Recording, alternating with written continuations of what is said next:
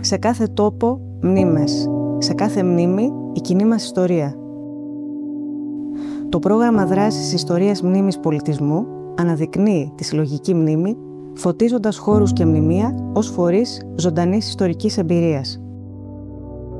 Με διεπιστημονική προσέγγιση και ανοιχτές διαδικασίες, υλοποιεί εκθέσεις, εκπαιδευτικά προγράμματα, επισκέψεις και βιωματικές δράσεις σε συνεργασία με φορείς από την Ελλάδα και το εξωτερικό.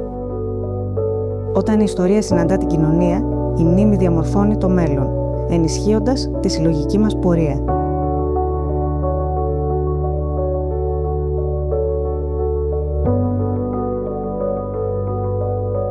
Ανακαλύψτε περισσότερα στην ιστοσελίδα μας.